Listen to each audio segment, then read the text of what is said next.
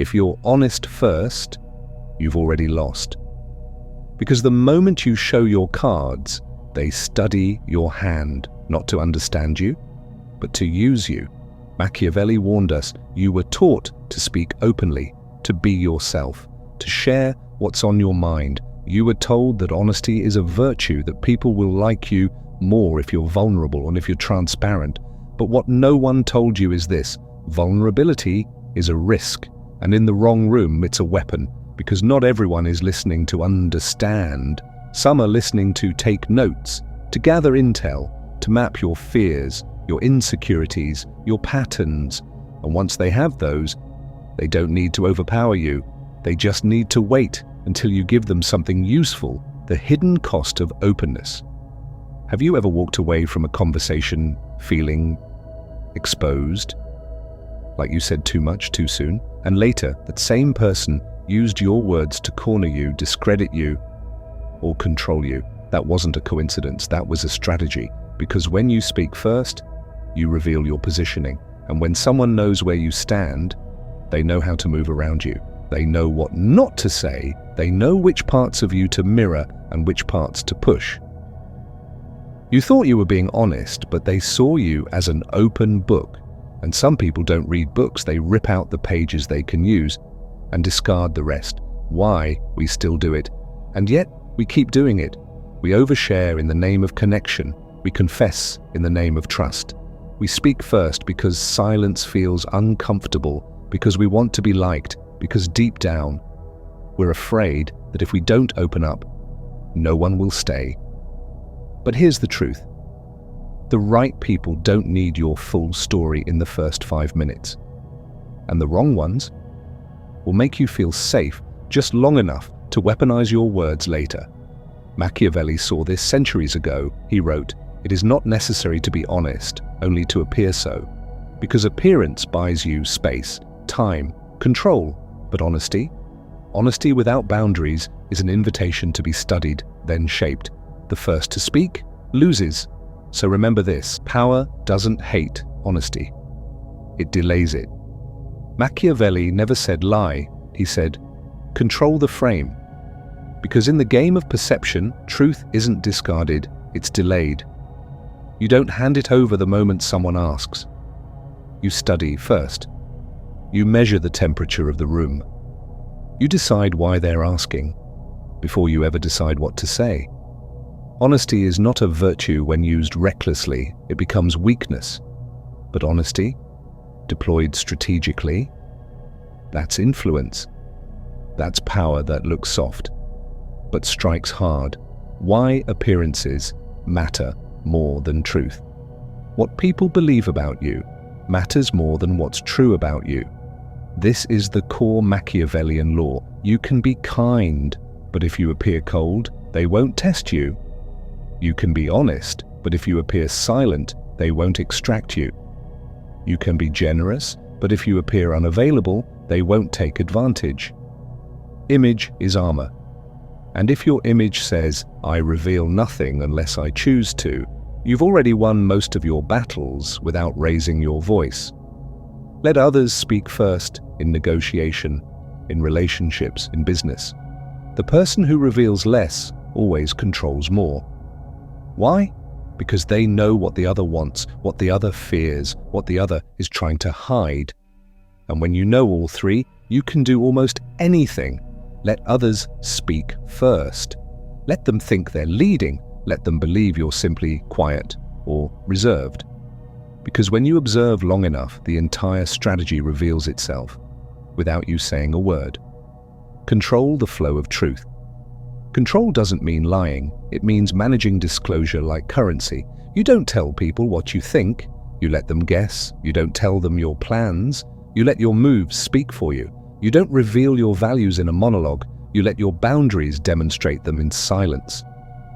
This is what Machiavelli understood. Power isn't loud, it's unreadable, because the unreadable man can't be manipulated, and the one who appears honest without ever needing to prove it is the most dangerous man in the room.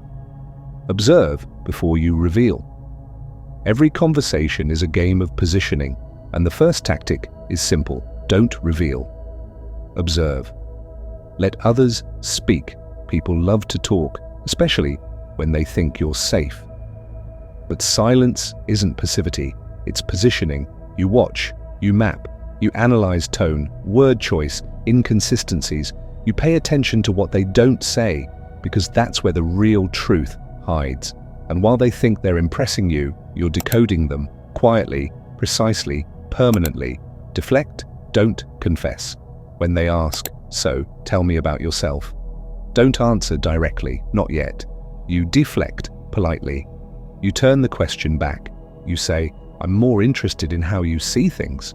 Or, "I find people's first impressions far more revealing."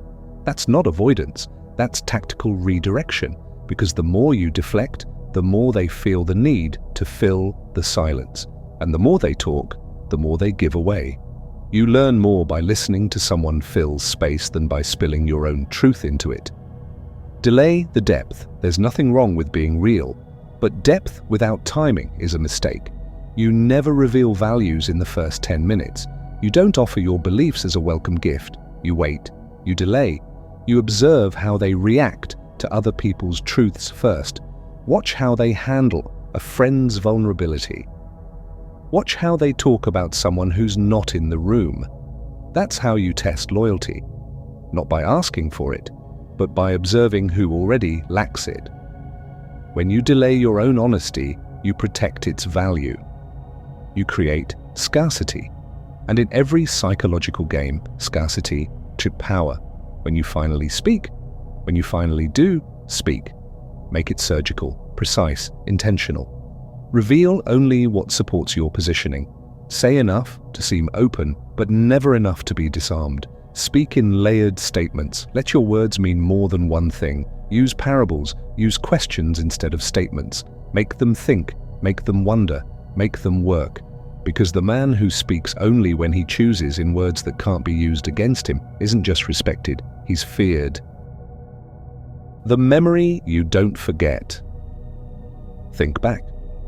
To the room where you said too much, to the conversation where you felt seen until you realized you were being sized up, to the person who asked all the right questions but offered nothing in return. Maybe it was a colleague, maybe it was someone you dated, maybe it was a friend you trusted too soon. And what did they do with your honesty? They used it, bent it, quoted it out of context, held it like leverage. And you? You were stunned. Because you believed honesty created safety. But it didn't. It created a blueprint for your own betrayal. You thought it meant trust.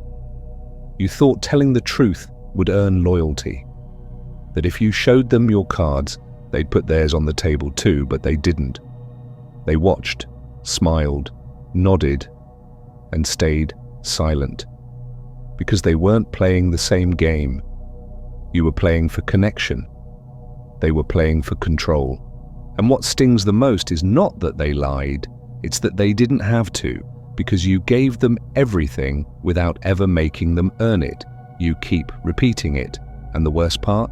You've done it more than once. You lead with openness because you don't want to seem closed off. You share quickly because you think that's how bonds are built.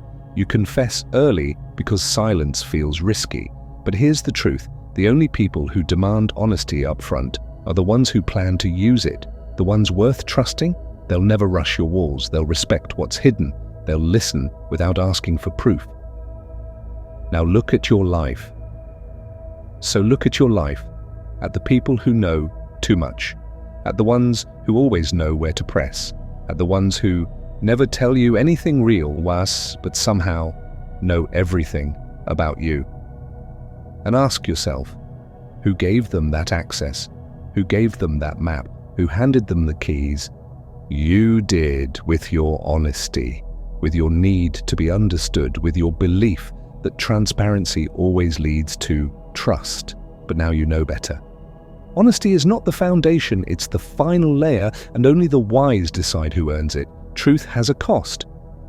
In this world, truth isn't sacred, it's strategic, it's currency, spent wisely or wasted permanently. Say too much too early, and the cost isn't just embarrassment, it's control. It's being reduced to your weakest moment. And once someone knows your emotional coordinates, they never forget, even if they smile at you, even if they say, "Thanks for being open," even if they never mention it again. They file it away because information is ammunition and the honest man bleeds first. The myth of the good man. You were raised to be transparent, to believe that good people have nothing to hide. But here's what they left out. Predators don't care how good you are. They only care how easy you are to read. Your honesty won't protect you. It won't stop betrayal. It won't buy you loyalty in a room full of players. Because when power is at stake, honesty becomes a shortcut to control. And in that moment, your character doesn't save you. Your silence does. The law of the quiet player. The strongest man in the room isn't the one who speaks first. It's the one no one can pin down. The one who smiles politely but reveals nothing. The one who listens more than he shares. The one whose silence makes people lean in, wondering what he's really thinking. That's not mystery, that's strategy. And once people realize they can't read you, they stop trying to control you, because there's nothing more dangerous than someone who owes you nothing and reveals nothing in return. The whispered law. So the next time someone says, "Be honest with me," not first, not yet. Let them show their hand. Let them reveal their frame. Let them speak and speak and speak. And then, when the moment is right, say only what you must. No more, no less. Because in the social arena, the first to confess is the first to fall. If this video spoke to the part of you that's done being predictable, you already know what to do. Subscribe. Not to be inspired, but to be armed, because the game doesn't reward kindness. It rewards those who know how to hide it.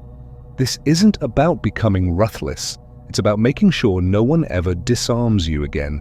And if you're still here, you're one of the few who gets it.